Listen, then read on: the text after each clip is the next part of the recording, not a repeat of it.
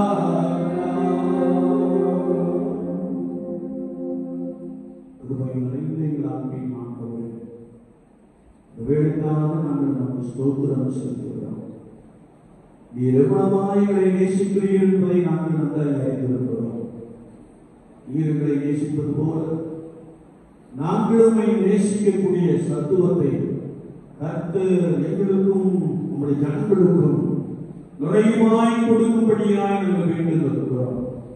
அதற்காக உடைய மனத பிரசன்னம் இடம் முழுவதும் பலமாய் அசைவாடட்டும்.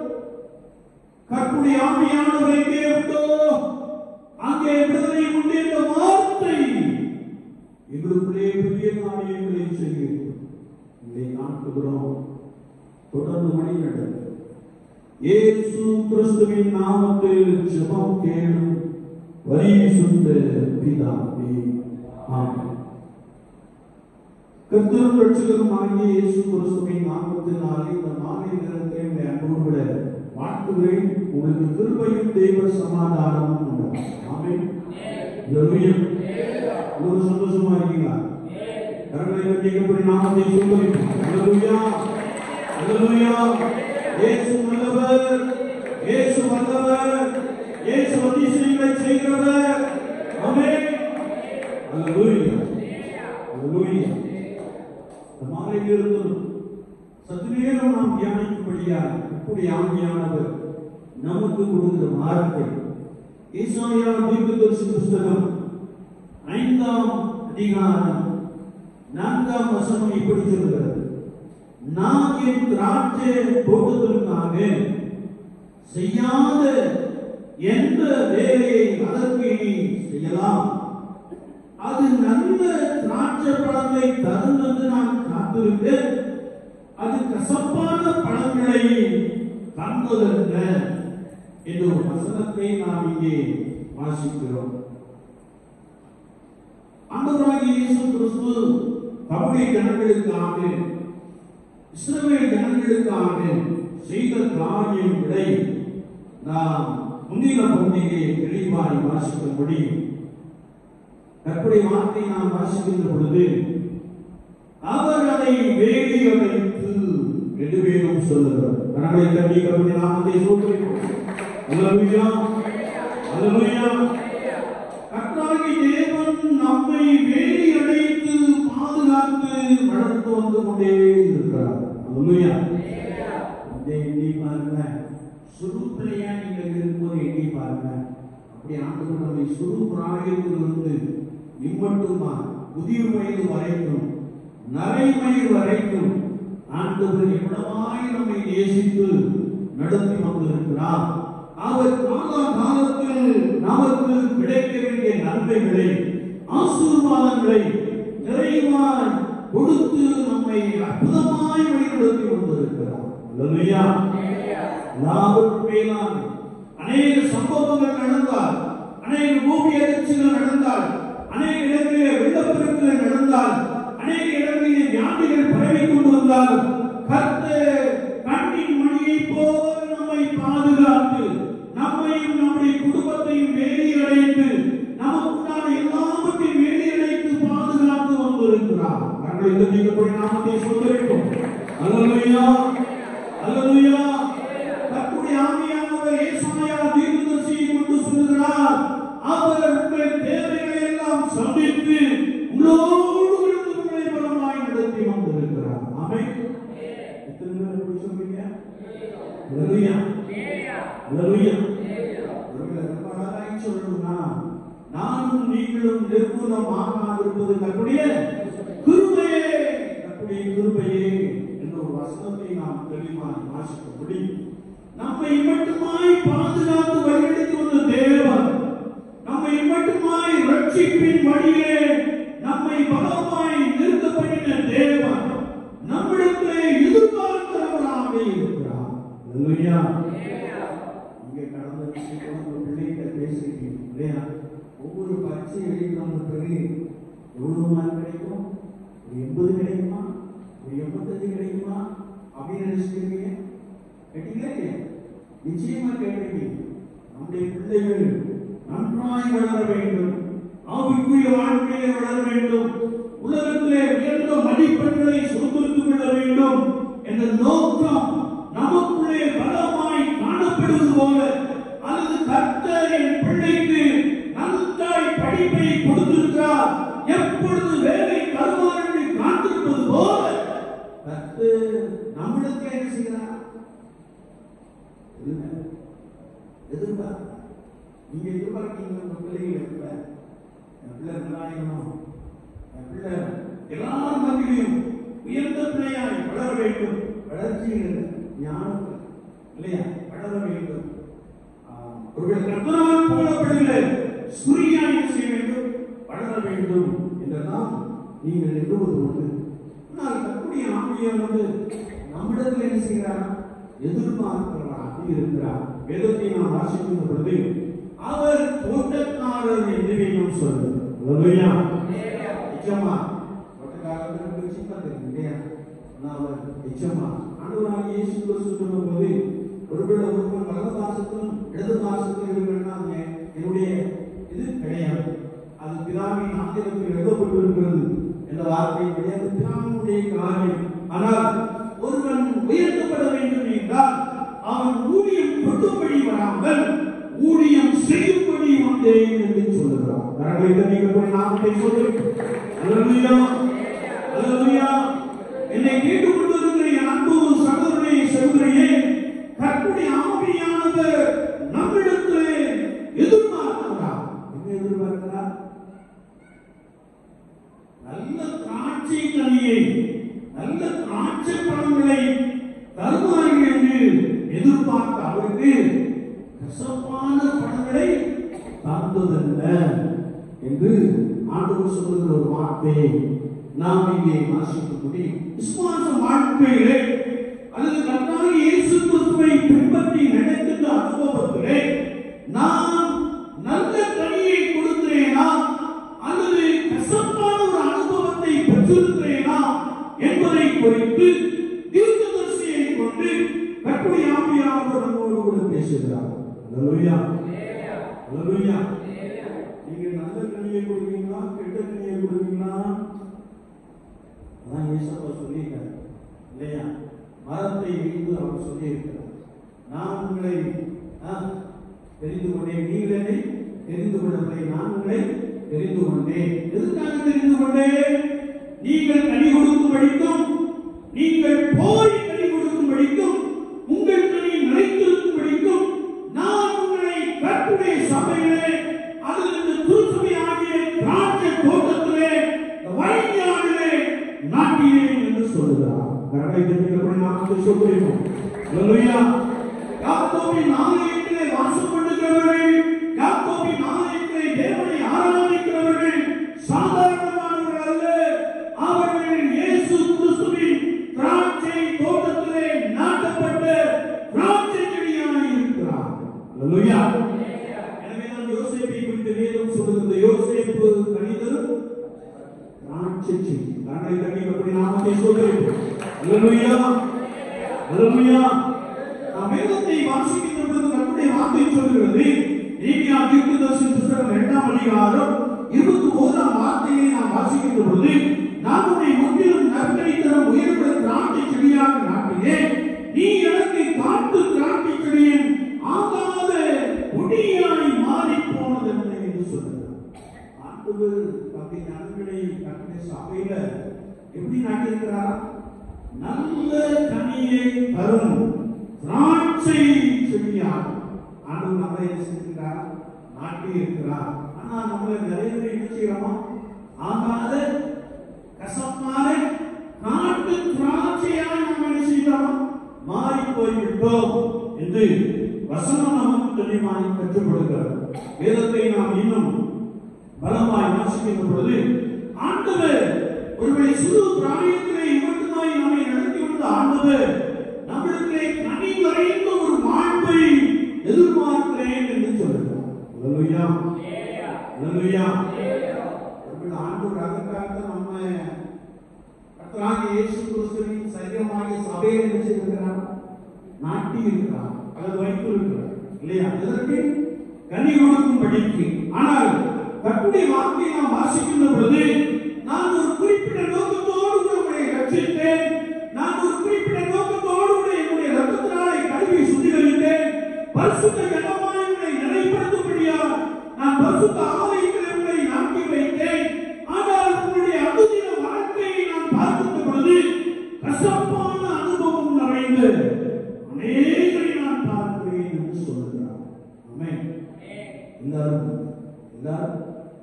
சில பரிசுத்தவான்கள் உண்டு, சில பரிசுத்தவான்கள் உண்டு. ஆமென். அல்லேலூயா. ஒரு ஆண்டுடைய வார்த்தையை நாம் இன்னும் வாசிக்கின்ற பொழுது, இந்த உலக வாழ்க்கையிலே தேவனால் தெரிந்து கொள்ளப்பட்டு கர்த்தருடைய சபையிலே திராட்சை செடியாக நாட்டப்பட்டிருக்கிற நாம் கர்த்தருடைய வசனத்தை வாசிக்கிறோம். கனியற்ற அந்தகார கிரியைகள் தெரிவிக்கிறார், உடன்படக்கூடாது என்று வேதம் சொல்கிறது. இது அப்படியே எபேசியர் 5ஆம் அதிகாரத்தை நாம் திருப்பிக் கொள்கின்ற பொழுது அங்கே கர்த்தருடைய வார்த்தை சொல்கிறது, நீங்கள் கனியற்ற அந்தகார கிரியைகளுக்கு உடன்படாமல் என்ற வசனத்தை நாம் தெளிவாய் வாசிக்க முடியும். எபேசியர் 5:11 நாம் அப்படி வாசிக்கிறோம்.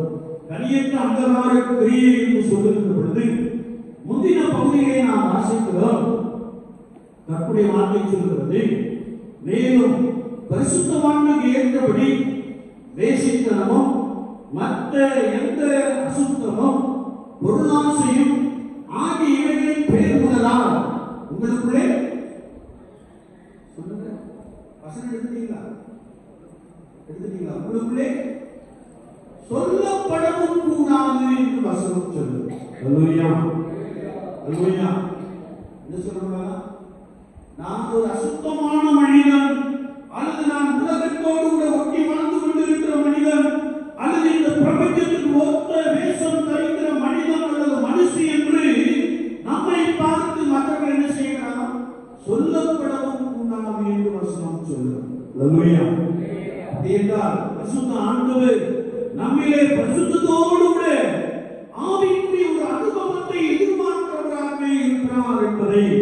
பரிசுத்த வேதாகமத்திலே நாம் இன்னும் அதிகமாய் வாசிக்க முடிகிறது.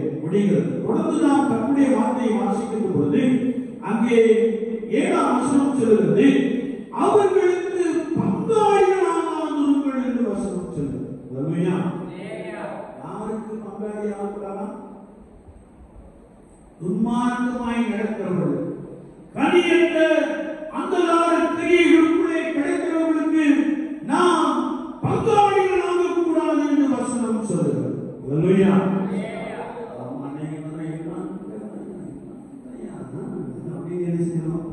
சொல்லி வசனம் அப்படி சொல்ல மாட்டேன்.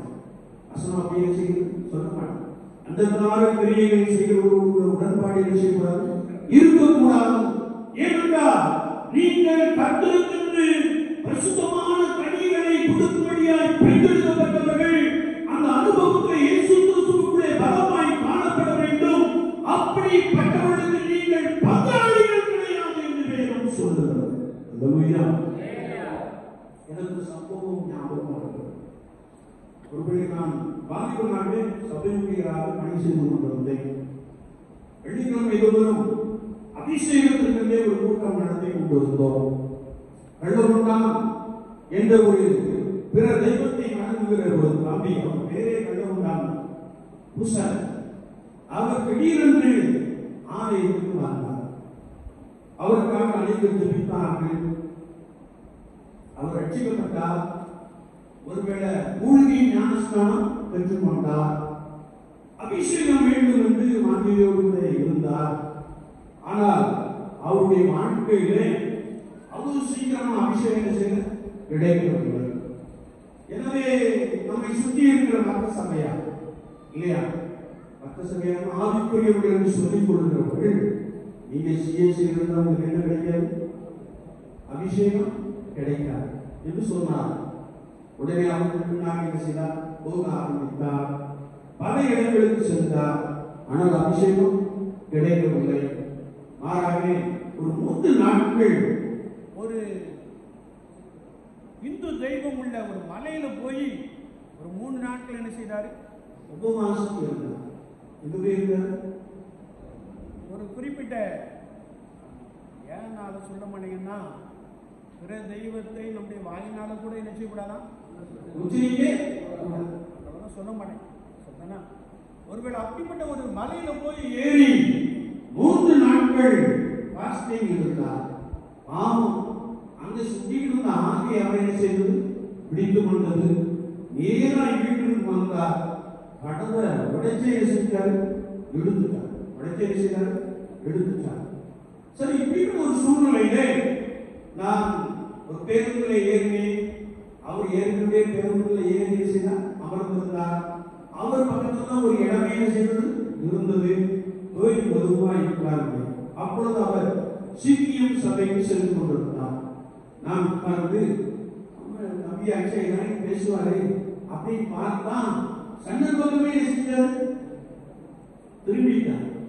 நாம் மெதுவா கட்டி நம்பி ஜேம்ஸ் அப்படின்னு சொன்னேன். ஜேம்ஸ் பேர் சொன்னார். ஏன்னா என் நம்பிக்கிறது ஜேம்ஸ், ஜேம்ஸ் நினைச்சீங்க வைங்க அப்படின்னு சொன்னார். நம்பி ஜேம்ஸ் அப்படின்னு விசுவாசத்துக்கும் அவிசுவாசத்துக்கும் சம்பந்தம் ஏது அப்படின்னு சொல்லிட்டார். இல்லையா? இப்படி இருந்து பாருங்க, தத்துவங்களை வழி நடத்தி ஞானஸ்நானம் கொடுத்து, நான் ஒரு பெரிய போதகன் அல்ல, ஒரு ஊழியர், சபை ஊழியர் இல்லையா? கற்று சொல்லிட்டார். விசுவாசிக்கும் அவிசுவாசிக்கும் ஏதோ அவர் விசுவாசம் வந்து நம்ம அவிசுவாசம் மாதிரி சொல்லிட்டார். பாருங்க, அவருக்காக நிறைய பேர் ஜெபித்தார்கள். கடைசியில நேர கர்த்தருடைய சபைதான், அதாவது பரிசுத்த பவுலின் ஆலயம் தான் நமக்கு அடைக்கலம் என்று சொல்லி ஓடி வந்து சர்ச்சுக்கு விடுத்துட்டோம். எப்படி நாம் அதை சொல்லிட்டோம். அல்லேலூயா. நான் ஏன் இதை சொல்லுகிறேன் என்றால், அந்த கிரியையோடு கிடைத்தவர்களுக்கு உங்களுக்கு பங்கு கிடையாது என்று வேதம் சொல்லுகிறது. ஒரு கிறிஸ்தவ போதகரை பார்த்து அல்லது ஒரு சபை ஊழியரை பார்த்து விசுவாசிக்கு அவிசுவாசிக்கு சம்பந்தம் ஏது அப்படின்னா, we must be very careful with the fellowship. யாரோட நம்முடைய ஐக்கியம் இருக்கிறது என்பதை ரொம்ப கவனமாக செய்யணும். இருக்கு அவரும் தம்பி இன்றைக்கும் கர்த்தருடைய சபையில சிஎஸ்ஐ ஆலயத்தில் கர்த்தரை ஆராதித்துக் கொண்டிருக்கிறார். அல்லேலூயா, அல்லேலூயா. நிறைய பேர் அர்த்தம் சொல்றாங்க, இந்த ஆவியும் இல்லை அனலும் இல்லை இல்லையா? நிறைய பேர் சொல்றாங்க இல்லையா? நான் கர்த்தருடைய கிருபையினாலே கர்த்தர்களை நடத்தி வந்தார். அல்லேலூயா. எனவே விசுவாச வாழ்க்கையிலே ஆண்டவர் ஒரு உன்னதமான நோக்கத்தோடு கூட நம்மை பரிசுத்த யாக்கோபின் ஆலயத்திலே வைத்திருக்கிறார். இதிலே நான் கனியற்ற அந்தகார கிரியைகளோடு உடன்படக்கூடாது என்று வேதம் சொல்லுகிறது. ஆமென். எத்தனை பேர் ஆமென் சொல்றீங்க? எத்தனை பேர் நீங்க வளர வேண்டாம்னு நான் சொல்லல, நீங்க வளர்ச்சி புரிஞ்சிடணும் அப்படின்னு சொல்றேன். நீங்கள் ஒருவேளை துன்மார்க்கமான ஜீவியத்துக்கு என்ன செய்யக்கூடாது? ஆனா நீங்க எல்லாரையும் நேசிக்கணும். நீங்க எல்லாரையும் என்ன செய்யணும்? யாரையும் வெறுக்கக்கூடாது, யாரையும் என்ன செய்யக்கூடாது? வெறுக்கக்கூடாது. ஆனா ஆண்டவருடைய அந்த சிநேகத்தோடு நான் என்னை அந்தகார கிரியையிலிருந்து என்ன செய்யணும்? விலக்கி பாதுகாக்கப்பட வேண்டும். அதோடு கூட உடன்படக்கூடாது. அதை பற்றி நம்ம சொல்லுகிறது, நீங்கள் பங்காளியா என்ன செய்யக்கூடாது? மாறிவிடக்கூடாது. நீங்க இப்போ பார்த்தீங்கன்னா புள்ளிக்கோ அப்படின்னு ஒரு வார்த்தையை சொல்றாங்க. என்னப்போ புள்ளிக்கோ அப்படின்னு அவன் நேரத்துக்கு 3 பேர் ஸ்கூல்ல வந்தான். வரவன் நேரம் ஓட்டிட்டு வர்றாங்க இல்லையா? திடீர்னு அப்படி ஒரு பண்ணினா நேரம் வண்டிக்குள்ள விழுந்துட்டான்னு பார்த்தோம். ஆனா என்ன செஞ்சா? போயிட்டான். அது எப்படிதான் அவனால ஓட்ட முடியுதுன்னு தெரியல இல்லையா? ஆனால் அநேக இன்றைக்கு வேகமாக ஆங்கிலத்தை செலுத்தி இளம் பிராயத்திலே 18, 19 வயசு கூட இருக்காது இல்லையா? அவங்க மடிந்து செய்கிறார்கள், போகிறார்கள். அவருடைய ஏன் இதெல்லாம் சொல்றேன்னா, ஒருவேளை கர்த்தருக்கு பிரியமானதை செய்யும்படியால் பிரித்தெடுக்கப்பட்டிருக்கிற அனுபவத்திலே தேவனுக்கு உகந்த ஒருவேளை தனியாய் மாடுகிற அனுபவத்திலே அந்தகார கிரியைகளுக்கு உடன்படாமல் அவர்களுக்கு பங்காளிகளாகாதீர்கள் என்று வசனம் சொல்லுகிறது. அல்லேலூயா. ஆனா நீங்க அவரை நேசிக்கணும், அவங்களுக்காக என்ன செய்யணும்? ஜெபிக்கணும். ஒரே கிராண்ட் தோணுது அவரையும் ஒரு அநியாயம் செஞ்சோம் மாற்றிவிடும் என்று சொல்லி நீங்கள் ஜெபிக்க வேண்டும். இன்னொரு காரியத்தை நாம் பார்க்கின்ற பொழுது அதே ஏசாயா தீர்க்கதரிசி புத்தகத்தை நாம் திருப்பி விடுகின்ற பொழுது அங்கே கர்த்தருடைய வார்த்தை சொல்லுகிறது, நீங்கள் அந்தகார கிரியைகளுக்கு உடன்படக்கூடாது, அப்படிப்பட்டவர்களோடு உங்களுக்கு பங்கிருக்க கூடாது, மாறாக நீதியின் கனிகளால் நிறைந்தவர்களாக இருக்க வேண்டும். கர்த்தருடைய தன்மையின் நாமத்தை ஸ்தோத்திரிப்போம். அல்லேலூயா, அல்லேலூயா. பிலிப்பியர் 1:10 நாம் வாசிக்கின்றோம், இயேசு கிறிஸ்துவினால் வருகிற நீதியின் கனிகளால் நிறைந்தவர்களாகி நீங்கள் கிறிஸ்து நாடுக்கன்று துப்புரவானவர்களும் இடர்வற்றவர்களுமாக இருக்க வேண்டும் என்று வசனம் நமக்கு தெளிவாக கற்றுக் கொடுக்கிறோம். அல்லேலூயா. ஆண்டவருடைய வருகைக்காக நீங்கள் துப்புரவானவர்களும் இடர்வற்றவர்களுமாக காணப்பட வேண்டும். அதற்கு கர்த்தருடைய வார்த்தை சொல்லுகிறது, நீங்கள் இயேசு கிறிஸ்துவின் நீதியின் கனிகளால் நிறைந்தவர்களாக இருக்க வேண்டும் என்பதை குறித்து வசனம் நமக்கு மிக தெளிவாக கற்றுக் கொடுக்கிறது. ஆமென். அல்லேலூயா. மத்தேயு எழுதின சுவிசேஷம் 7ஆம் அதிகாரத்தை நாம் திருப்பிக் கொள்கின்ற பொழுது அங்கே 16ஆம் வசனங்கள் சில வசனங்களை நாம் வாசிக்கின்ற பொழுது கர்த்தருடைய வார்த்தை சொல்லுகிறது, அவர்களுடைய கனிகளால் அவர்களை அறிவீர்கள், முட்பூண்டுகளில் முட்செடிகளில் திராட்சை பழங்களையும் முட்பூண்டுகளில் அத்திப்பழங்களையும் பறிக்கிறார்களா? அப்படியே நல்ல மரமெல்லாம் நல்ல கனிகளை கொடுக்கும், கெட்ட மரமெல்லாம் கெட்ட கனிகளை கொடுக்கும். நல்ல மரம் கெட்ட கனிகளையும் கொடுக்க மாட்டாது, கெட்ட மரம் நல்ல கனிகளை கொடுக்க மாட்டாது. நல்ல கனி கொடாத மரமெல்லாம் வெட்டுண்டு அக்கினியிலே போடப்படும். ஆதலால் அவருடைய கனிகளாலே அறியப்படுவீர்கள் என்று இயேசு கிறிஸ்து சொல்லி வைத்திருக்கிறார். அல்லேலூயா, அல்லேலூயா. இதை கேட்டுக்கொண்டிருக்கிற அன்பு சகோதரனே, சகோதரியே, ஆண்டவராகிய இயேசு கிறிஸ்துவுக்கு ஒருவேளை நல்ல பழங்களாக, நல்ல திராட்சை பழங்களாக நாம் வாழ வேண்டும் என்றால் நீதியின் கனி நிறைந்தவர்களாக காணப்பட வேண்டும். எபேசியர் கர்த்தருடைய புத்தகங்களை தேடி வாசிக்கின்ற பொழுது கர்த்தருடைய வார்த்தை சொல்லுகிறது, எபேசியர்கள் 5ஆம் அதிகாரத்தை நாம் வாசிக்கின்ற பொழுது நற்குணம் நிறைந்தவர்களாக, நற்கனி நிறைந்தவர்களாக நம்முடைய வாழ்க்கை கர்த்தருக்கு முன்பதாக காணப்பட வேண்டும் என்று வசனம் நமக்கு தெளிவாக கற்றுக் கொடுக்கிறது. ஆமென். எபேசியர்கள் 5ஆம் அதிகாரம் 9ஆம் வசனத்தை ஒரு வாசியுங்கள்.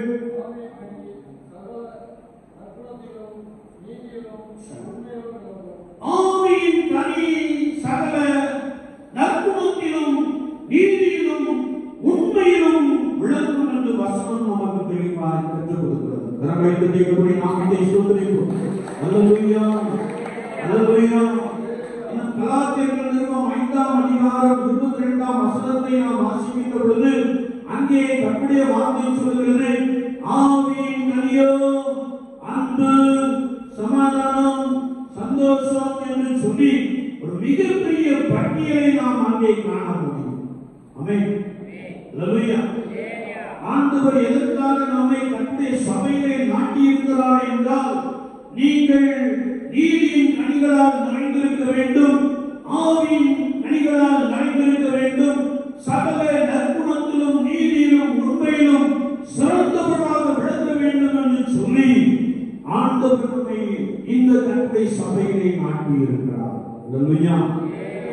நாம் எவ்விதமான ஒரு அனுபவத்தை உடைய ஜனமாய் காணப்படுகிறோம். ஒருவேளை எங்களிடத்திலே அந்தகார கிரியைகள் காணப்படுகிறதா, அல்லது நீதியின் கனிகளால் நிறைந்த ஒரு கூட்டமாய் நாம் காணப்படுகிறோமா?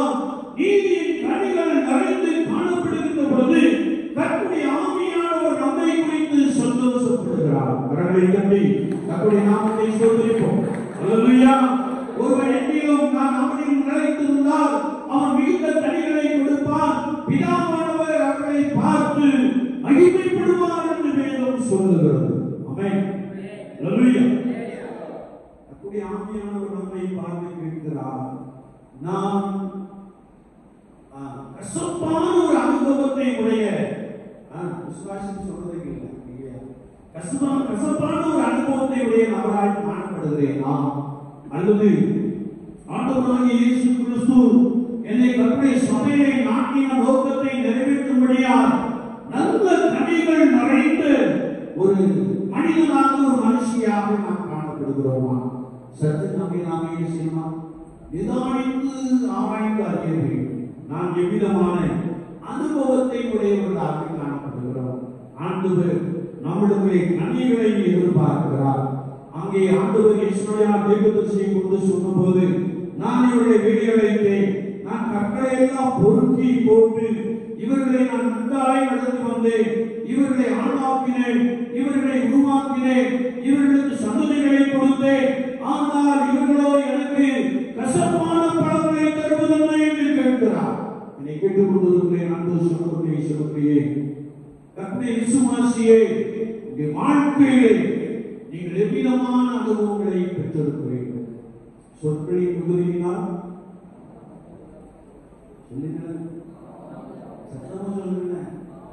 பாவம் இல்லாமல் போகாது, ஆமான சம்பாஷணை நல்லொழுக்கத்தை கெடுக்கும்.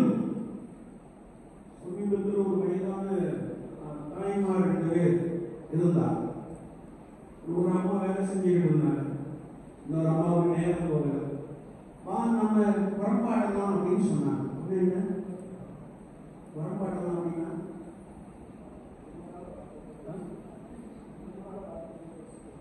ஏதோ பேசிக்கிட்டே இருக்கும் அப்படின்னு சொன்னாங்க. தெரியாத மாதிரி உட்கார்ந்துருக்கீங்க இல்லையா? நான் உடனே புரிஞ்சுக்கிட்டேன். புறப்பாடலாம் அப்படின்னா பேசிக்கிட்டே இருப்போம், பேசிக்கிட்டே இருப்போம். கொஞ்ச நேரம் ஏதோ பேசினாங்க, கொஞ்ச நேரத்தில் சண்டே ஆமான சம்பாஷணை நல்லொழுக்கத்தை கெடுக்கும் இல்லையா? ஒரு என்ன பேசிக்கிட்டாங்க எனக்கு புரிஞ்சுக்கிறதே ஏன்னா சத்தம் மட்டும் கீழே புரிஞ்சுக்கிறது அவ்வளவு போகும் இல்லையா? சொற்களின் புதியினால் பாவம் இல்லாமல் போகலாம்.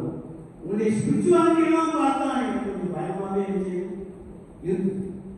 ஸ்பிரிச்சுவாலிட்டியை எல்லாரும் சிலர் பெற்றெடுக்கப்பட்டவர்கள் இருக்கிறீர்கள், சிலர் கட்டளை பிரியமாக இருக்கிறீர்கள். ஆனால் அநேகர் ஒரு மாயையான ஒரு வாழ்க்கை, ஒரு போலித்தனமான ஒரு வாழ்க்கையை நான் பார்த்து கொண்டே இருக்கிறேன். நானே பார்க்கிறேன்னா கர்த்தருடைய ஆவியானுடைய கண்களுக்கு மறைவாய் இருப்பது மட்டும் இல்லை. கண்களை கண்ணியத்துடைய நாமத்தை சொல்லுகிறோம். அல்லேலூயா. என்னை கேட்டுக்கொண்டிருக்கிற அன்பு சகோதரனே, சகோதரியே, உனக்குள்ளே கசப்பான அனுபவம் காணப்படுகிறதா அல்லது இயேசு கிறிஸ்து விரும்புகின்ற நற்கனி தரும் திராட்சை செடியாக நீ காணப்படுகிறாய்? சற்று நாமே விஷயமா ஆராய்ந்து பார்க்க வேண்டும். ஆவியானவர் சொல்லுகிறார், நம்மை நாமே நிதானித்து அறிந்தால் நாம் நியாயத்திற்கு படுவதில்லை. அல்லேலூயா. கர்த்தருடைய ஆவியானவர் சொல்லுகிறார், தன் பிள்ளைகளை உணர்கிறவன் யார்? நம்ம நிறைய தவறு செஞ்சு வேண்டாம், உணரவே மாட்டோம். இந்த வசனம் தான், இந்த வசனம் தான் எழுதுதான் அப்படின்னு நாம என்ன செய்வோம், சொல்லிக்கிட்டே இருக்கும். ஆனால் கர்த்தருடைய ஆவியானவர் நம்மளுக்கு எதிர்பார்க்கிற காரியம், நான் உங்களை ஒரு உன்னதமான நோக்கத்தோடு கூட நாட்டி இருந்தேன், நான் உங்களை ஒரு உன்னதமான நோக்கத்தோடு கூட உருவாக்கி இருந்தேன், நீங்கள் எனக்கு நல்ல திராட்சை பழங்களை தருவீர்கள் என்று நான் எண்ணியிருந்தேன். ஆனால் உங்களுடைய வாழ்க்கையின் அனுபவமோ கசப்பான அனுபவமாக காணப்படுகிறது என்று சொல்கிறார். எல்லாம் ஒருவேளை நம்ம சத்தியம் நம்மை ஆண்டவருடைய சமூகத்திலே நோக்கி பார்ப்போம். ஆண்டவரே, நீர் விரும்புகின்ற கனி நிறைந்த ஒரு அனுபவம், கனி நிறைந்த ஒரு வாழ்வு, ஆவியின் கனியோ அன்பு என்று சொல்லி ஒருவேளை 9 வகையான ஒரு கனிகளை ஆண்டவரே நீர் எனக்கு நிறைவாய் தாரும் என்று சொல்லி அந்த கலாத்தியர் 5:22 சொல்லப்பட்டிருக்கிற அத்துணை குணாதிசயங்களை ஆண்டவரே நீர் எனக்கு தாரும் என்று சொல்லி நம்மை கர்த்தருடைய சமூகத்திலே காண்பித்துக் கொள்ளும். இரவு வேளையிலும் இங்கே இருந்தாலும் பரவாயில்ல, உங்களை நீங்களே நிதானித்து ஆராய்ந்து பாருங்கள். இயேசு சீக்கிரம் வரப்போகிறார். மனம் திரும்புவதற்கு ஏற்ற கனிகளை கொடுங்கள், மனம் திரும்புவதற்கு ஏற்ற கனிகளை கொடுங்கள் என்று ஆவியானவர் சொல்கிறார்.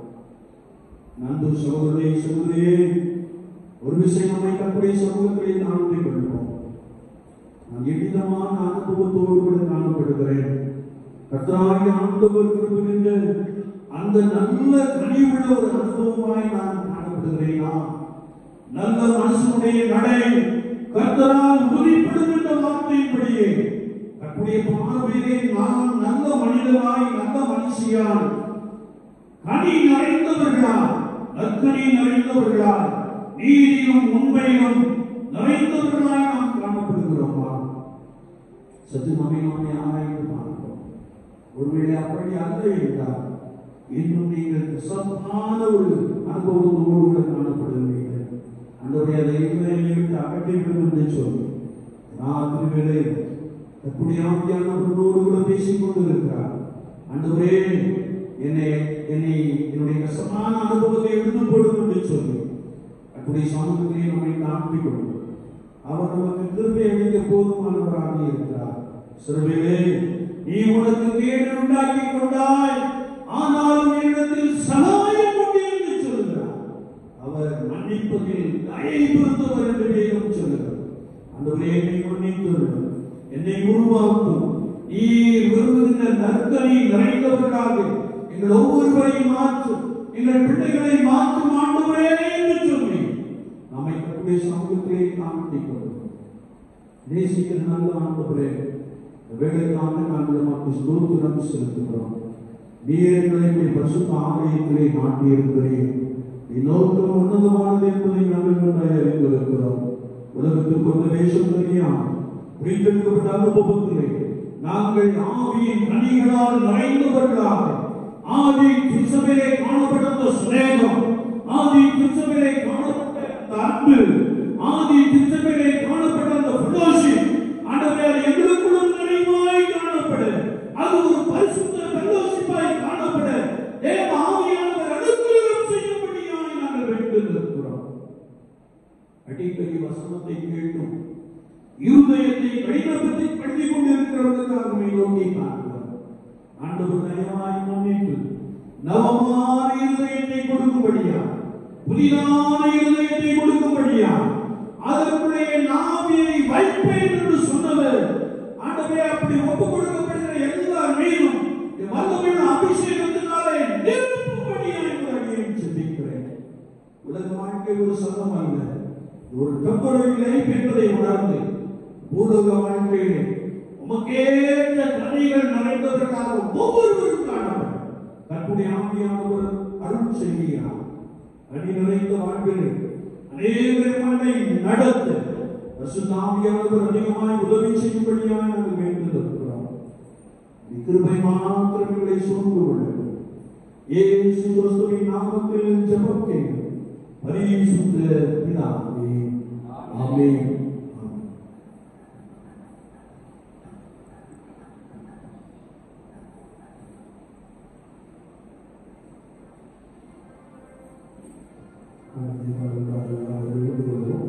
கர்நாசந்தியிலே 577வது கர்நாசந்தியிலே 577வது